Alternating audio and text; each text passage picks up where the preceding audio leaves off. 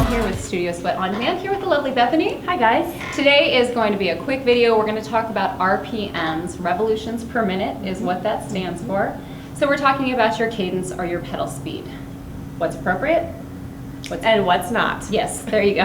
All right, so let me first tell you what spinning guidelines are. The spinning guidelines, and spinning is like the king of indoor cycling, 60 to 80 RPMs for a climb, 80 to 110 RPMs for a flat. Okay? Yep. Are there really any flats in a spin class? Not really. It's almost always like you're simulating at a minimum a slight incline, okay? My guidelines, you know, when it comes to my class, I'm a little bit more flexible. Sometimes we'll even drop to 50 RPMs, okay?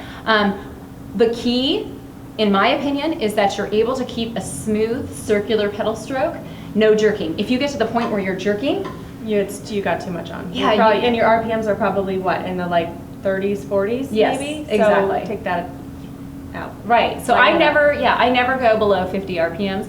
And for some people, that might be too low. You might want to stick with the spinning guidelines, which are 60 to 80, okay? All right, now let's talk about flats, or the spin flat simulation. For those, anywhere between 80 and 110, that's your spinning guideline.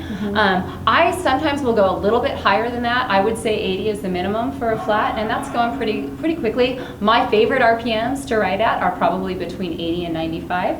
Sometimes though, we will go into that really high cadence push, which for me, I will go up to 115. That's usually my max, and I am hauling butt then. Spinning guidelines are 110. Okay, so that's as quickly as you want to go. So if you look at the range, the spinning guideline is going to say for a climb, you know, 60 is your base, and then when you're going into that fast seated flat, you're at 110 RPMs. Mine, like I said, 50 to 110.